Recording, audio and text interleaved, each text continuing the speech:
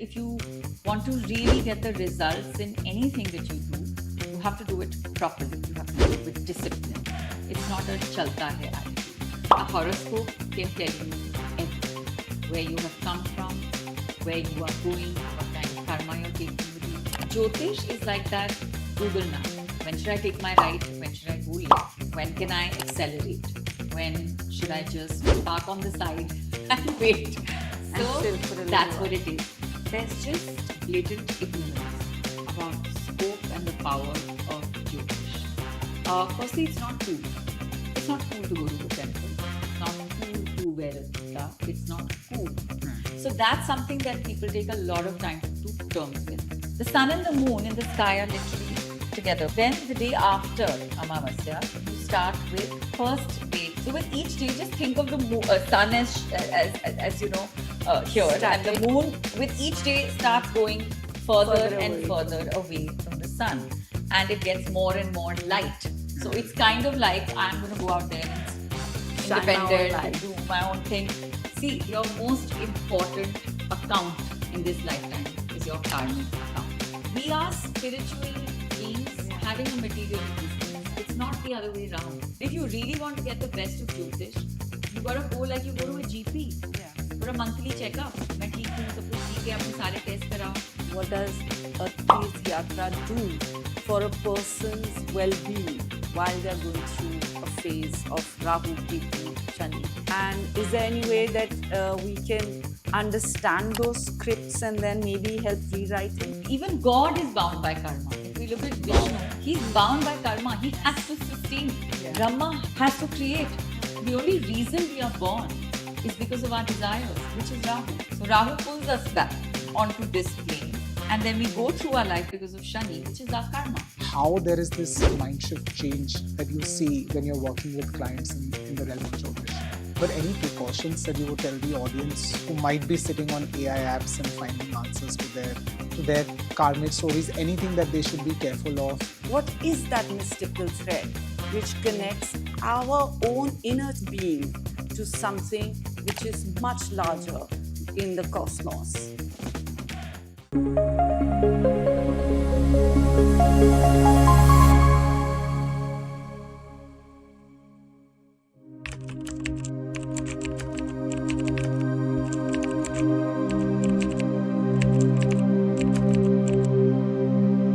Welcome to Kin and Kindness. Kin and Kindness is a show where we invite guests and have conversations about relationships, life, career, and show how everything boils down to kindness. I'm Punnya, a career counselor and a college coach, and I'm joined by my co-host, Shubhani, who's a life coach and a therapist. So today's episode, we dive deep into when there are moments in our lives where we understand that there are these outer stars which are really mirroring our inner world. Today's episode, we want to have a conversation. What is that mystical thread which connects our own inner being to something which is much larger in the cosmos? Today, we've got a special guest with us who will explain a little bit on how this mystical thread really connects to both to us and our cosmos. And we have Bani Singh Chadha with us. So Bani Singh Chadha is an astrologer. She's a teacher of Vedic astrology, which is Jyotish, and she calls it the science of light. Prior to getting into astrology, Bani has had a very, very successful career in the broadcast journalism industry. She worked with NDTV and a few other companies.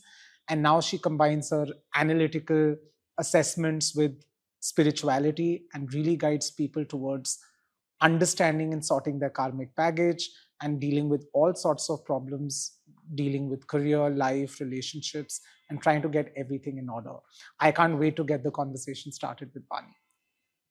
Thank you both for having me here today. So we'll start with Om Namah Shivaya. Om Namah Shivaya. Om Namah Shivaya. Bani, you've had an incredible journey. Can you take us back to your childhood? You've been in Wellams, you went to LSR. How has being in these all girls institution really shaped you as a personality, and just guide us towards that first couple of years, your initial years, which have taken you to where you are today?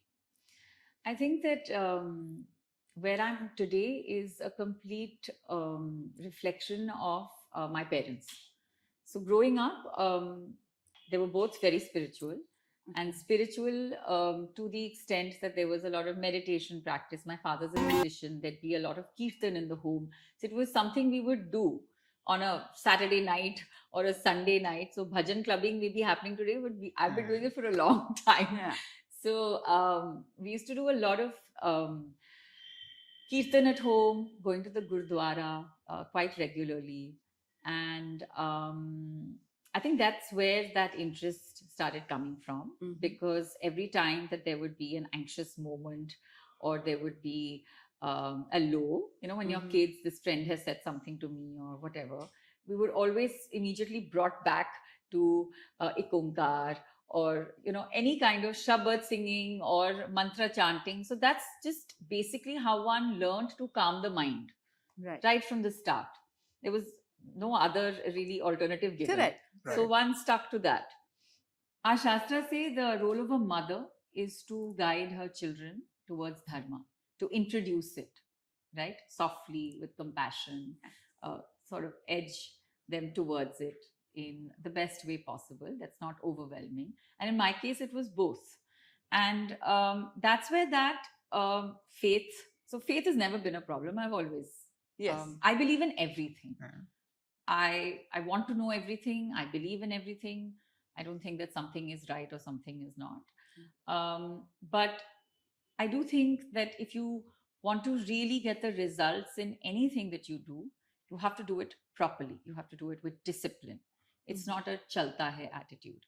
So I saw that with my parents. It was not just, there was a lot of discipline involved, that you can't just lie down and do your chanting, or sit up and have a bath and do it. So it's set in from there. Boarding school was just I would just say that the activities, the sports, it was a great life. It was a happy time. I think we had the best upbringing and best schooling. You're from Vellum. Yes. You know what it's like. Yeah. And I think it gives us a voice. Maybe you, more than your parents, have been able to, widen the network of your own system. I just thought that maybe, is it that because we were from boarding, because we have lived an independent life while being brought up in a certain atmosphere, it gave us a confidence to take it to the larger. I think that, is that some children do thrive in boarding schools, and some people do. Some children don't as well. Yes. So it is an environment that you can thrive in, especially if you're not highly academically inclined.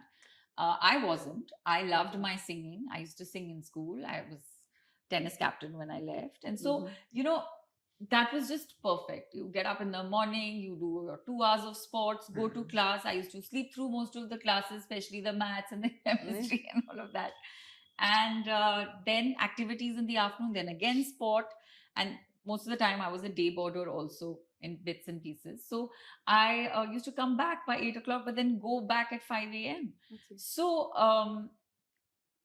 it was just an environment where I think I thrived. I loved it. And it was a great experience. But the spiritual and, the whole Jyotish interest, I think started coming when I was about 16. I was still in school. Right. And because my dad is a very well-read astrologer, he's taught it to himself. And he was very good at, telling me that, okay, this phase and I'll take a chill pill and abhi ye chal raha hai, so there was always that guidance coming. And I got very interested in it. We used to sit by the fireplace in the evening and talk Jyotish and read books on Jyotish together. He used to explain it to me. So that was one way that we really bonded. And when I came to LSR, those 3 years, I didn't do any of it Yeah. at all. But when I started working at NDTV, that's when a few years into NDTV, I did a course. And it was just the beginning of something amazing, because that was where my heart was. I used to do a morning shift at NDTV, and then at 2:30, I used to go for these classes.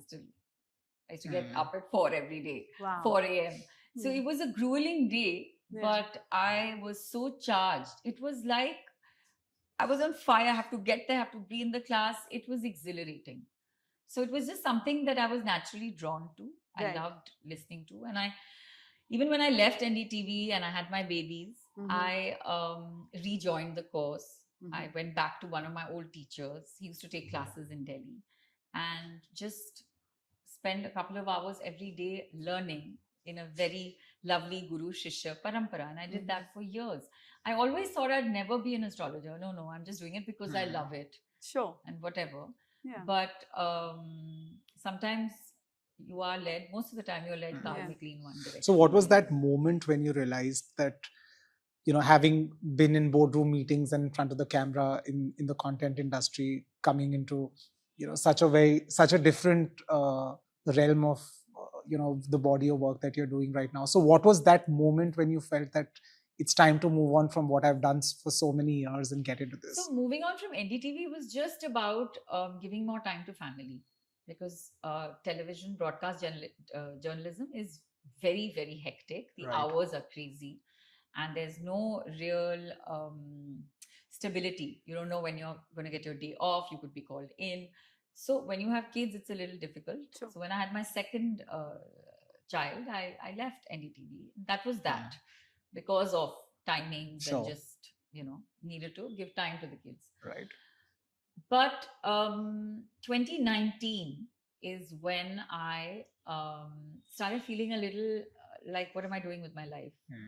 I mean, this can't be it. I can't just be doing this. And it was a bit of a low, because I was just feeling like I can't go back to that. Life. And okay, I've done this now a few years. Now kids are also going to school and all of that. And I wanted to sing, because I love to sing. And so I started training with my father in classical music. And somewhere I was doing that, and I was doing Jyotish, and COVID hit. And a lot of people reached out to me to say, can you teach us? Because I had been learning for years, and everyone knew I was the family and friends astrologer for the longest time. So I said, yeah, okay, sounds good. So it was not an idea that even came from me. Correct. It was a lot of pressure from a few people saying, come on, we're not doing anything, and please, let's Sometimes people see it before you can even really realize it. I don't know. I mean, maybe. But so I started teaching then, and that's where everything just took off from, I would say. You call Jyotish as the science of light. Can you expand on that? What do you mean exactly by astrology, the science? I don't do astrology. Yeah. I do Jyotish. And Right. they're two very different things. Jyotish is astrology plus mantra plus spirituality. You live that life. You follow that discipline. It's not a quick fix. It's not commercial. It's a lot of work, but it's work that you will see. You will see yourself change with. So Jyotish is advising you not just on your patterns and, okay, you can buy a car or not buy a car, which is the most silly use of Jyotish in many ways. Most people come with, the one thing that everyone will come with is relationship issues. Oh, yeah. Right? And that's the water content in your body, Right. which is the energy of Chandra, which is the moon. So understanding that, firstly, helps you a great deal with how you deal with your relationships, for instance. In fact, since Kin and Kindness is all about, discussing different aspects of family, I just wanted to ask, can astrology really reveal, Jyotish, sorry, thank you for, enlightening us with that. Can Jyotish really reveal those patterns about what kind of a family life will a person have? And do our charts really carry that karma of our lineage? A horoscope can tell you everything. There is Wow. nothing it cannot tell you. Where you have come from, where you are going, what kind of karma you're taking with you. There is nothing it cannot tell you.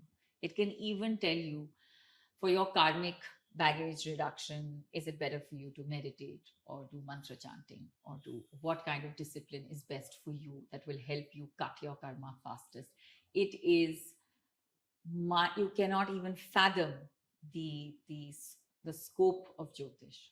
And I never call myself really a teacher of Jyotish. I still say I'm a student, and I will remain a student of Jyotish till the day I die, literally, because it's just knowledge that you can't get in one lifetime. We always say Jyotish chooses you. You don't choose Jyotish, and you've obviously done some of it in a past life. That's why you're drawn to it now. But science of light. Right. It's like, if you enter a dark room, you could bang into a sofa, lamp, whatever. You don't know where anything is. But when the light comes on, you know where to go, right? So Jyotish is like that Google map. When should I take my right? When should I go left? When can I accelerate? When should I just park on the side and wait? And So chill for a little that's while. what it is. It cannot take away your problems. It will give you perspective, it will give you guidance, it will give you tools to go through that karma in a far more graceful way, as well as many a times it kind of bubble wraps you. Punches are coming, but it bubble wraps you. So you know how beautiful you said it's Google Maps, and I don't think anybody today can survive without Google Maps. So do you think there is this huge mind shift change in the way people are perceiving astrology, or Jyotish rather, what we're talking about here? Because I have seen in the past, people would only meet an astrologer or a Jyotish connoisseur, if I can say that, if they would have some real fundamental challenges, and they would be completely deadlocked.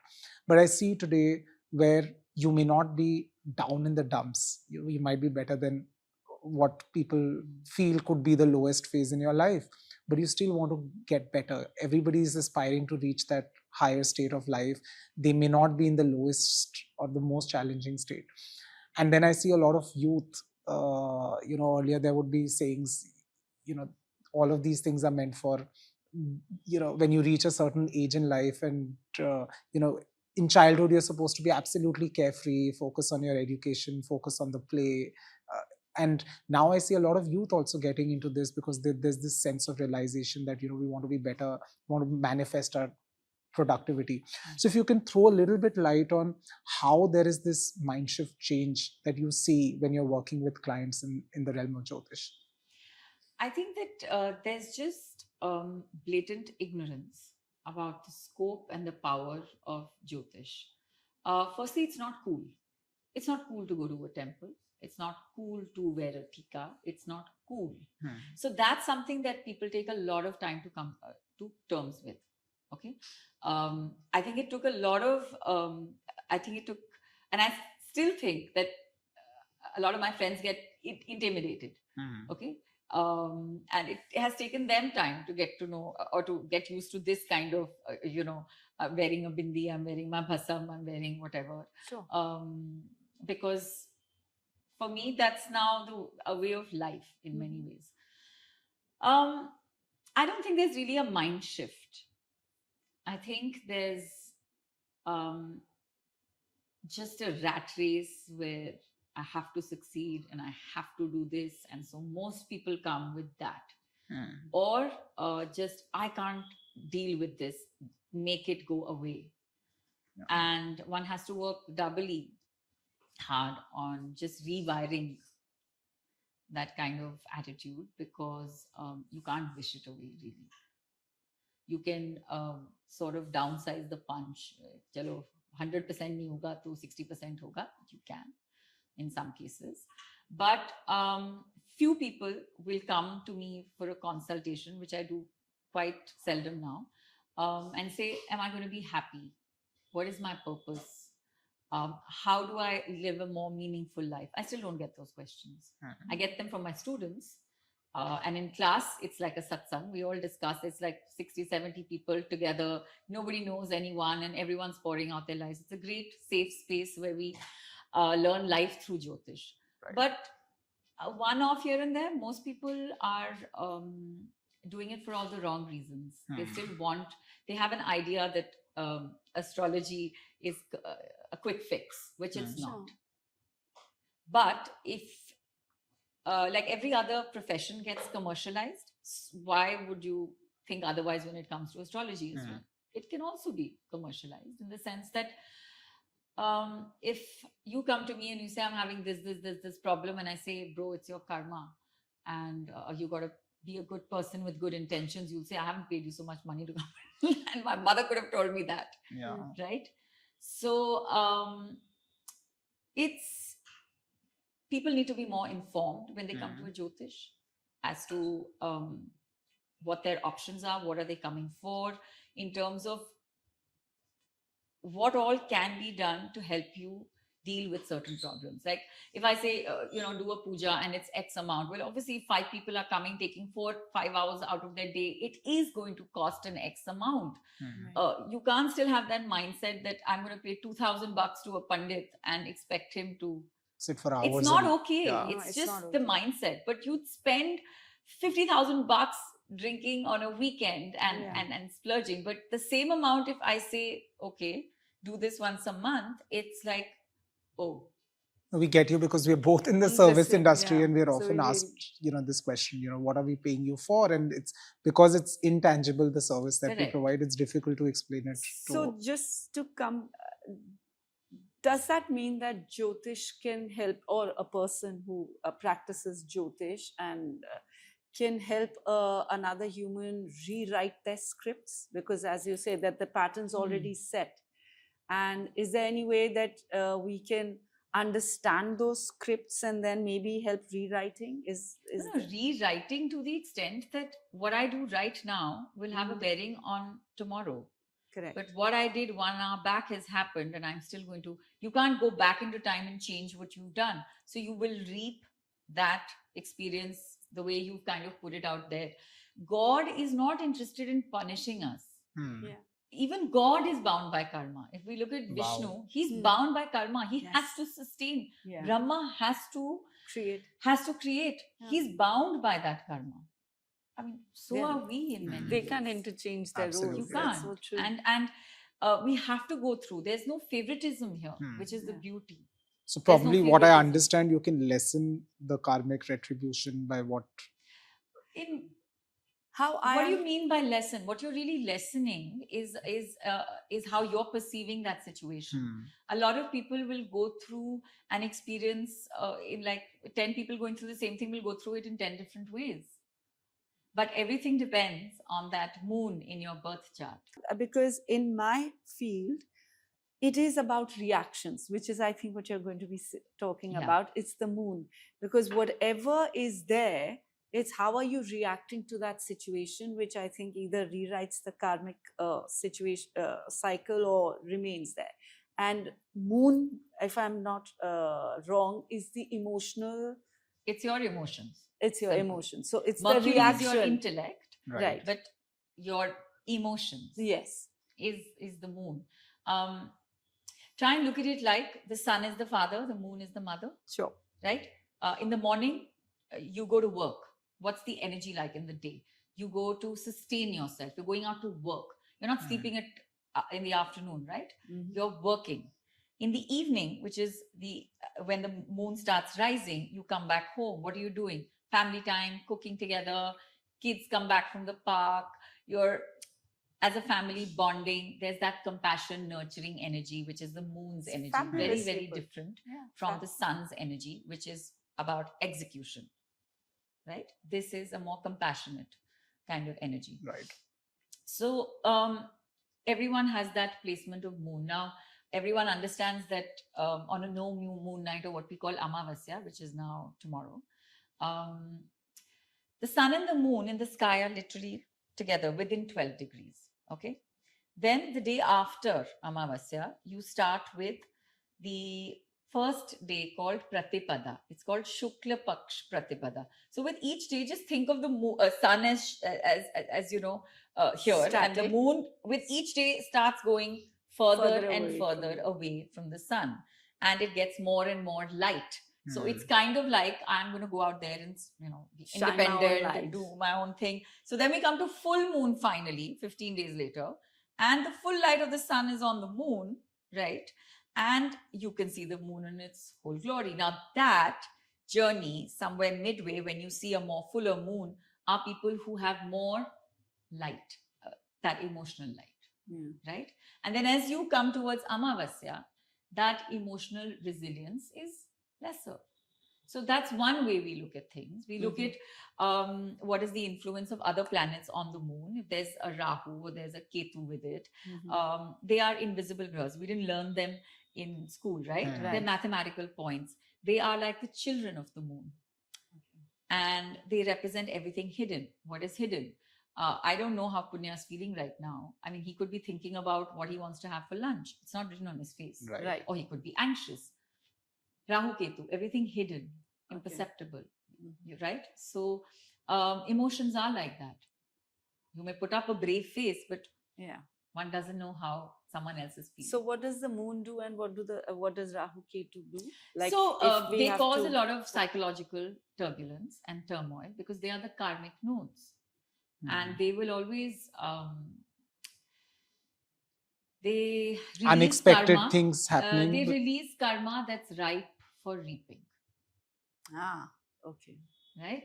And they do so many a times in a very shocking way, where you are left completely bombed.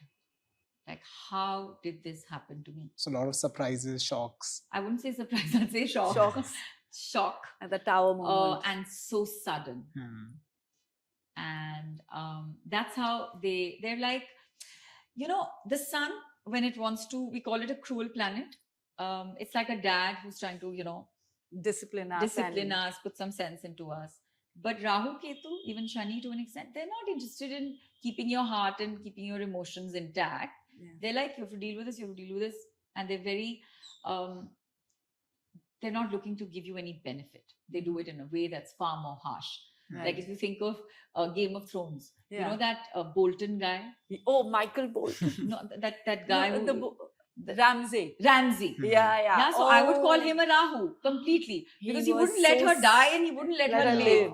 Because if she died, his fun would be over. Yeah. And so he has to, torture. Okay, so how does one then go through this phase? Discipline, firstly. It's like going Explain. down a slide. And it's nothing to be fearful of. People are like, oh my God, Shani has come. Oh my God, Rahu has come. Very good, because you're getting over with that karma. So now buckle up and don't be irresponsible and get with the program. I think it's always better to know that it's a time I need to Preparedness. prepare Yeah. and just maybe not take very rash decisions. I mean, why Right. put your boat out in a storm? Yeah. Just wait for the storm to subside, right? I mean, the only reason we are here is because we have negative karma. We are essentially people who've done a lot of pap. Otherwise, we would not be here. We'd be in Swargalok, or we'd be in one of the higher lokas chilling. But because we are here, the only reason we are born is because of our desires, which is Rahu. So Rahu pulls us back onto this plane, and then we go through our life because of Shani, which is our karma. And if we're lucky and we've done the work, we could escape from here, which is Ketu and Moksha, right? So Ketu is Moksha, Rahu is desires, and Shani is your karma. It's very difficult to be able to time how you're going to react and what you're going to do. They just explode in your face many a time. But there is a humility that sort of sets in. There is a surrender that sets in to knowing that there's a lot happening that I don't know. So when we talk of God, if we just even take a sheet of paper and we talk of, say, this is God, 3/4 of that portion is unmanifested. It's nirgun. Our mind cannot perceive. Our mind does not have the ability to do that three-dimensional kind Correct. of exercise of imagining time and space at all. What we get is literally 1/4, and even out of that, so what you're thinking of God is, you cannot think. You cannot perceive. It The is not vastness. possible for a human mind. Even the rishis, the best of them. Give us a little bit of an understanding. What would you mean by a Tirth Yatra, and what does it alleviate? Our Shastras say, I don't say, that the moment you think of visiting a Tirth, that you decide today, I want to go to Kashi next month, आपके कर्म वहीं से कटने शुरू हो जाते हैं. Just by thinking. Just by thinking. Then you plan. Now, a Tirth is not a holiday that you're going for. You have to prepare for a Tirth, to go on a Tirth, which is a week before, at least 3 days before you go Satvik. You cut out foods that are not Satvik. You start doing some dhyan, pick up a small mantra. You start preparing. You start going a little inward. And then you go. What you're doing is you're accessing a very high vibration place. These are visibly nothing will change, but you get into a space which is has got a certain type of energy which you're then able to access, and it's so subtle. These changes are so subtle that you will not be able It's that to ripple effect. pinpoint them. Yeah. But you are going back to the source. That's what you're really doing. And any kind of light, we say, is a darshan. I think people have a very complicated approach to God, where it should be very simple. That's it. Think of it as a friend. Start with that. What would you do if you want to keep a relationship with someone? You'd visit them once in a while. Of course. You text them. You check in on them when they go quiet. You'd look them up if they're unwell. It's their birthday. You go celebrate with them. You'd be a part of their life as much as you'd want them to be a part of yours. The divine is quite similar. The relationship is quite similar. You check in on them. You have a great day. Who do you call? You call a friend. Go say thank you to the divine. Thank you. I had a great day. And this is all your Leela. And thank you. It's Ram Navami. You go that day and say, hi, I've come to celebrate you today. So you're checking in, you're building that relationship, right? You can't just approach him one day randomly and say, hello, give me an appointment. Please help me now. It doesn't work like that. It's said, a two-way street. It's a friend, and everybody, regardless of their age, has the right to have a friend. So looking at the youth, because I work with a lot of students and their parents, and I do find that not many kids that I work with are spiritual. It could just be a matter of coincidence, and I could be living in my bubble. But I see that not many kids are find it cool enough, like you said, to pray, to meditate, to have that sort of a buddy relationship with God. So if you can tell me, from the body of your work, how certain instances and snippets of your interactions with some kids and how you've been able to put them on this spiritual path and how it's worked wonders for them. So we advise children when they're applying to, they have a big year like class 12 or whatever, and we give them monthly guidance on when to submit applications, when the time is more in favor of them, what direction should they sit and study in, what is a good mantra for them for concentration. And so it's not like, it's like literally a 15-minute thing in a day. Right. But if we see certain roadblocks coming, and if the transit of planets is not good, then they could put in all the effort, they're just not going to get that grade. So we work on lessening that karma. See, your most important account in this lifetime is your karmic account. You've got to Right. put in more positive, and you've got to go through the negative and get rid of that negative. It serves a certain purpose of helping you evolve. And the positive karma is what gives you everything good in your life.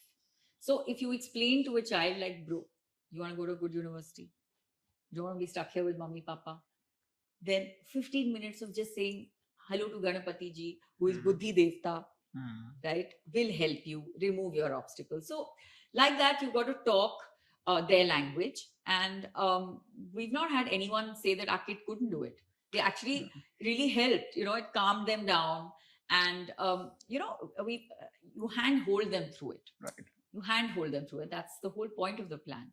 That acha, kid can't do it at this time, alternate time. So one finds a way into their schedule to help them.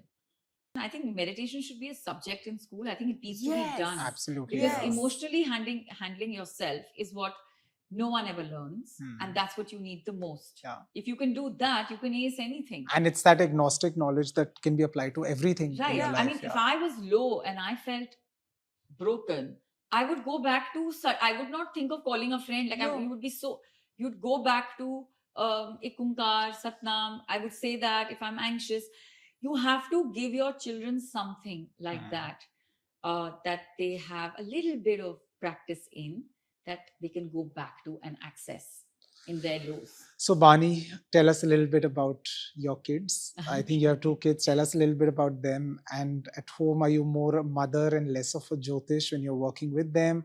Are you more of a Jyotish, or are you a mother with the Jyotish power? I'm always a Jyotish. I don't think I can take that out at all. But it's been an interesting, I think, transformation at home for everyone. Because, say, one person in the family is on a path and is also exploring. I don't know at all, far from it. So you're also exploring and seeing what you like to do, but you don't force anyone else,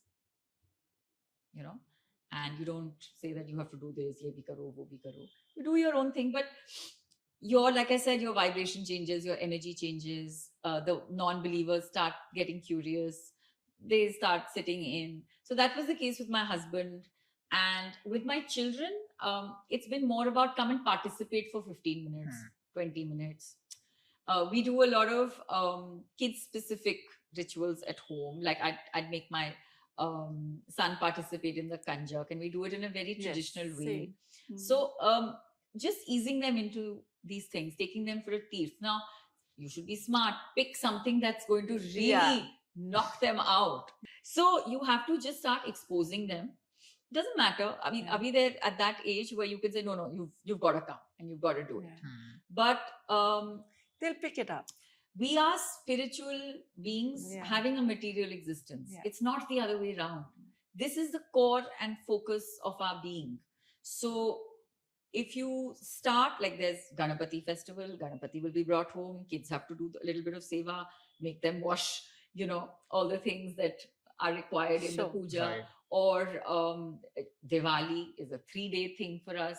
So there's just participation. It's very minimal participation, but there's participation. Many times parents are getting so frustrated and just reacting.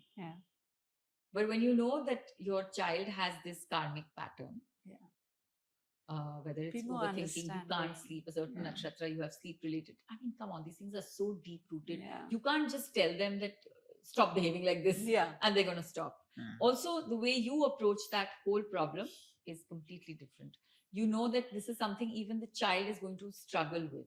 So actually, how would you be able to correctly, no, I shouldn't call it guess. What is it called when you interpret a chart? Because like you just said, like maybe, is that the vibe a lot of astrologers are just reaching, like, oh, you're not going to have a good life, or you're going to have a good life, so on and so forth, when it was actually so much deeper than what you're saying, that there were layers which are written in our charts and you're not picking those up. Because even if you have a good life, but this is not going to go right, or if you have a bad life, but you really do well in these things, I think that depth very few people have. If I can be, It's also a time thing. Like in my practice, I found that when I switched my work model to guiding people full time for a period of a year, I got monumentally better results. yeah. So now I take people on a retainer, and even the first time that we look at their chart, it's like if I mean I can't even like get into the hours that we put into it. It's like 20 hours on one birth chart, and you're looking at it from all different angles, and then you're advising them every month on good days, bad days, days to lie low, what karmic things to do to sort of, or what donations to do. See, one problem is that people just don't do charity. They think that they're doing with their staff. That's not charity at all. So advising them on good days for them to catch that better muhurat, to do something that can help their whole karmic, path. And we see the negatives, and we try and balance it out with certain positives, right? You could have very bad karma with women in general. So we will give you ways to kind of improve that, right? So working with someone full time, it's better because you have fewer people coming to you, and Yes. it's just so much more fulfilling because you are hand holding them through everything. Got it. Every month the planets are changing, so that one time consultation is not important. It stands for the next period of time. But if you really want to get the best of Jyotish, you got to go like you go to a GP Yeah. for a monthly checkup. मैं ठीक हूँ, सब कुछ ठीक है, अपने सारे test कराओ, right? This is mirroring your life. Look at the amount of layers you have, your emotional layers. I mean, look at all that's going on. A birth chart reflects all of that. Possibly in 1 hour, you cannot study it if done right. So that's why we do it every month. We check what's happening in the sky, we work it around, we put it in perspective for that person. Like we'll give them, if they're say making a huge investment or they're launching something really big, we'll say, bro, you got to wait 15 days. Otherwise, aisa dhakka padega na. So we're very careful in timing events so that there's minimal kind of pushback. Any precautions that you would tell the audience who might be sitting on AI apps and finding answers to their karmic stories? Anything that they should be careful of when, because I know of people who are sitting 4 hours a day and just typing in prompts and understanding and trying to decode everything with limited understanding of. See, limited understanding will always show eventually. And Jyotish is the science of light. It's here to bring light to your life. It's not a thing that you can say you believe in. I believe in it or I don't believe in it. It is not a system of belief at all. It is part of the Vedas. It is called the eye of the Vedas. So if you want to say the Vedas are a complete lie, then go ahead, and that you may believe in them or not. Jyotish is not a system of belief at all. So it is that lack of knowledge, that ignorance, that, oh, I don't believe in it or whatever. But if I open a birth chart, I can tell you 10 things about yourself that you'll actually be shocked that I can firstly know. And you may actually realize that about yourself after I've told you. Oh yeah, actually I am like that. Awareness I am changes doing it like, all. oh yeah, I am doing this. But the environment today is a difficult one for a subject like Jyotish, because this is Kali Yuga. Sweet speech matters more than intention. Standing up for the truth is very uncomfortable for most people. But when we are judged, we are not judged by the person sitting across the table or who we are. Your only important relationship is with the divine, and divine in terms of time, Kal, right? And it's kind of like a contract you have with Kal, that I have this much I have to exhaust, and then I have to move on. And hopefully, if I do good action, good intentioned action, I will be able to get out of here with a lot less karma to deal with later on. But the measure of what is right and wrong is not a personal thing. There is an eternal code of conduct. You may say that I don't believe in it and I think it's okay. Up times have changed and this has changed. No. If you can see someone is being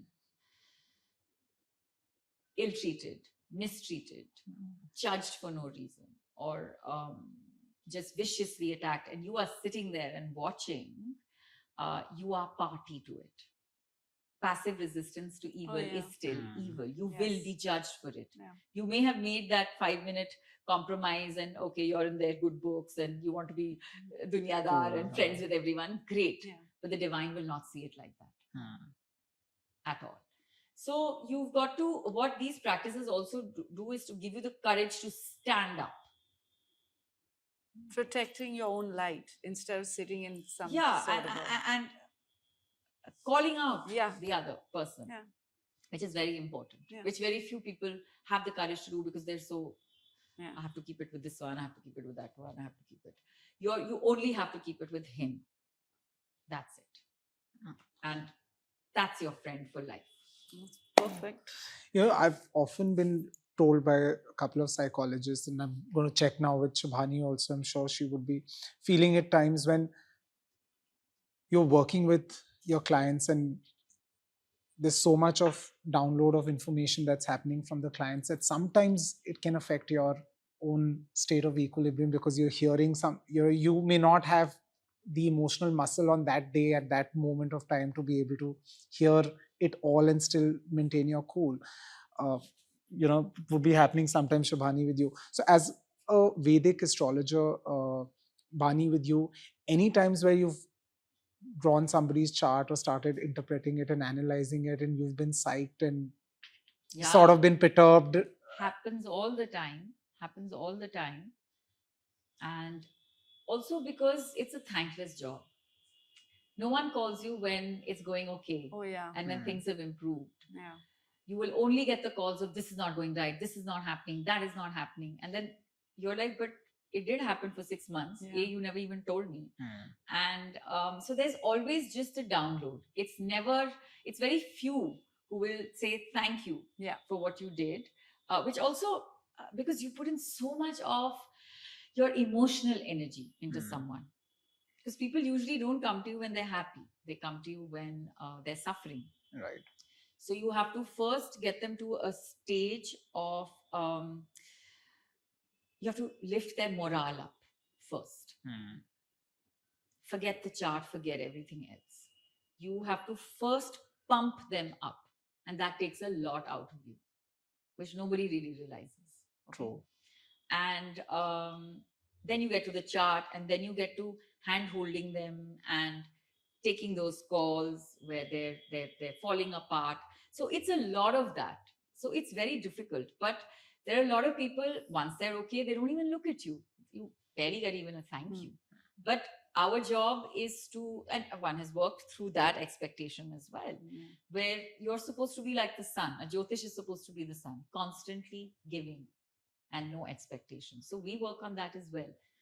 We've chosen to do this. So this is that one side of it, and pretty much the only side. So especially when people are really low, I always tell them, take a silver glass.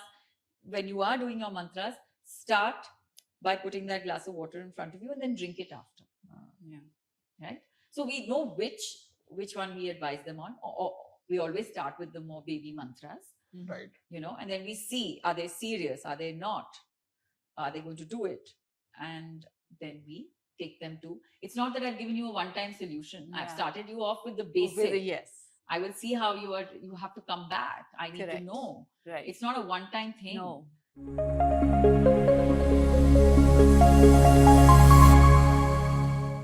Okay, so guys, we've traveled through karma, free will, relationships, Jyotish, and now we are going to get into a fun segment with Bani, where we are going to be asking her some fun, quirky, mischievous questions about her understanding of the world, universe, and everything around us. So, Shubhani, would you like to start with some questions? And my kind of questions will always be related to something which we all really resonate with. The planet people blame the most. Shani. Hi, Bichara. And one planet we should stop being scared of. All of them. But there is that one planet. जब आप राहु केतु बोलते हो ना, There is no space. There's no space for fear. You shouldn't fear. how lovely. And one graha that blesses quietly but deeply. Jupiter. Ah, lovely. And the strongest graha to pray to during confusion. Chandra. That's true. A placement that instantly tells you that this person has a pure heart. Many, many, many, many. So there's not one, because with heart there is an emotional balance as well as wisdom, right? So I would say Jupiter and Moon. Oh, lovely. And a placement that says that this soul has lived many lives. We all have. So we've been around for so long. But Surya is the soul of all. We get an idea from there, and various divisional charts. Okay, lovely. Punya? Yes. Okay, so my questions are going to be slightly more fun than Shubhani's. Okay, so if every newsroom had a planetary ruler, which planet would rule NDTV? Surya. What's that? Yeah. Okay, and any rationale for that? You know, what stands out at my time were how amazing our bosses were. They were so compassionate. So they were like the sun. They gave you light, confidence, and a deep sense of self-worth. Right. Yeah. All right. Which planet do you think causes the most chaos at Indian family weddings? Okay. Okay.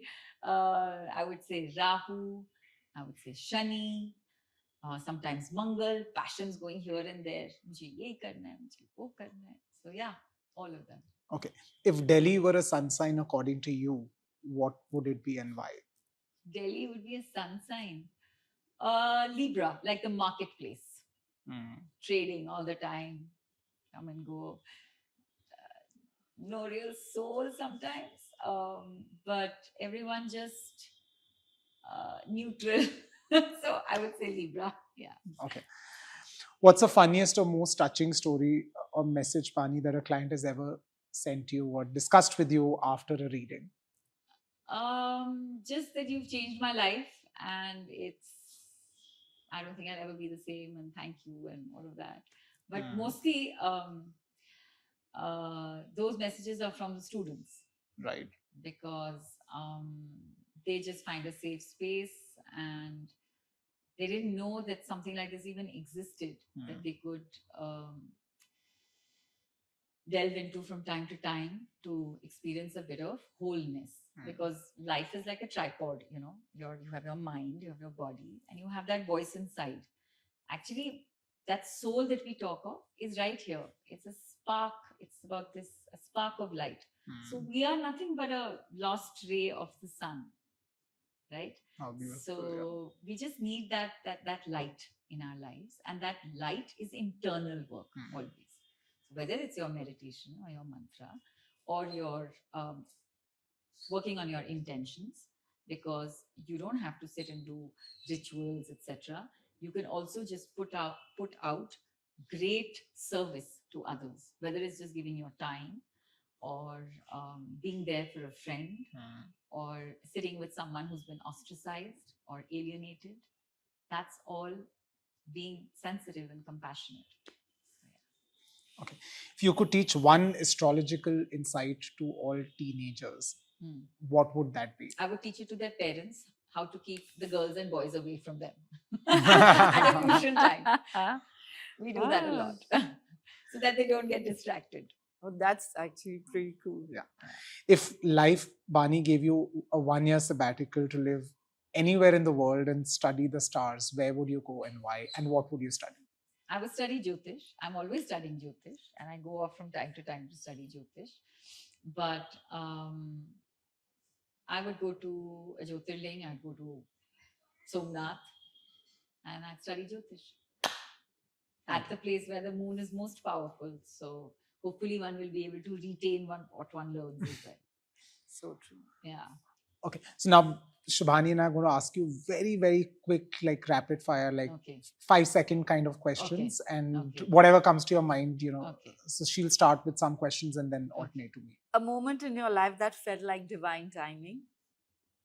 A lot of moments now feel like divine timing, but I had a health problem, and I wasn't able to get a appointment with a doctor, and I just didn't know how to start because no appointments for 6 months or something like that. So I think I was at the supermarket or somewhere buying something, and I met someone, and she's like, "Oh, everything okay?" I said, "Yeah, I'm looking. I have to find this." She said, "I know them very, very well. When do you want it? Tomorrow?" So I feel like these are divine Oh, wow. timings. Yeah. These are Divine things I that- think what we started Correct, here. as well, right. So that's I'm the one big thing that facilitator. remedies do actually. They Okay. put you in the right place. They may not be able to take the problem away, but they'll help you get help a lot sooner. They'll help you get, you'll have support during that time. That right? bubble wrap will start Bubble forming. wrap starts a little bit. Yeah. Fab.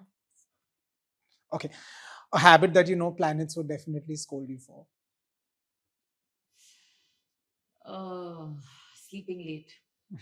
Because there's so much to learn. Yeah. A discomfort you've learned to lean on rather than run from. Discomfort. No filter.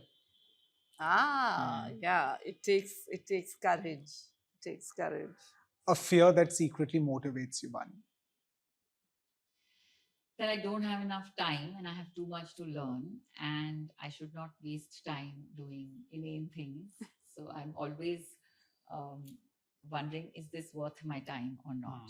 So I've started doing this very calculative assessment every day. One puja you think everyone should do once in their life? At least once. I mean, so many. A Rudra Abhishek, an Ayush Homam. What does Rudra Abhishek really help you with? Creation is not Brahma, Vishnu, Shiva. Creation is Brahma, Vishnu, Rudra. Shiva doesn't manifest, right? So Rudra means to cry. When you're born, you cry, right? Right? Sure. And the one truth of life is that you will die, even though people never want to talk about death, which is something that one should always be. One should be taught how to prepare for. Yeah. Which is the one thing that's the only thing that's going to happen that you know for certain. Correct. Right? But Rudra Abhishek is a way to calm those energies. You're pouring water, many things. They all have certain importance. And they're all symbolic, of course. Right? But I remember the first time or the first few times that I went to see one, I felt like there were layers of something negative that were just washed away. Wow. I felt that. And then when I do it myself now, I have found that it has hugely improved my mood and the general emotional vulnerability. Hugely. I mean, there's just no comparison from what it was 10 years back to what it is now. No comparison at all. One relationship lesson that you keep seeing play out in clients and yourself.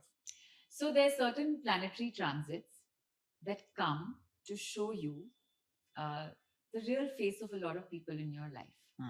So that's a period where you deal with a lot of betrayals, right? But it's the planet's way of telling you need to know who's yours and who's not. While you're very hurt and you're in pain, right? They're just trying to be there for you and tell you, who to watch out for and who not to. So this particular transit, when it comes and you see it, and you know that person's sitting in front of you, it's 95% because they're feeling so alienated and so lonely, and that really is the malaise of this. Yeah, and then world. you just sort of help them through that. So if you tell them that first of all, आपकी तो गलती भी नहीं है, इनको blame करो. So you have to find a way to get them to see it in a wider kind of horizon. Yeah. Right? What does unconditional love and kindness mean to you, Bani? So unconditional love and kindness is has to come from a space where you yourself are in perfect equilibrium. And if you are in perfect equilibrium, you will see that everything is one. And that everyone is just that fragment of the divine. And so you have to avoid judgment and show an inordinate amount of compassion. Kindness can also just mean sitting with someone and just letting them cry, or being with someone at their worst. Because जो बुरे वक्त में होता है और जो बुरे वक्त में साथ देता है, and I don't mean an external circumstance, I mean when you are at your worst. Yeah. So when you are at your worst and you are a person who nobody really wants to be around with, the people who are around at that time, I guess, would demonstrate unconditional love and kindness. But kind people are kind to everyone. I don't think you can pick and choose. Thank you so much. Oh my God, Bani, how beautiful was today. Thank you so Most much. welcome. Most welcome. The amount of conversations and the kind of different avenues we took to this conversation has been phenomenal. If you enjoyed today's episode, don't forget to subscribe to the YouTube channel Kin and Kindness. Subscribe to us on Spotify. Like us on Instagram, Kin and Kindness _podcast. Be with us here next fortnight.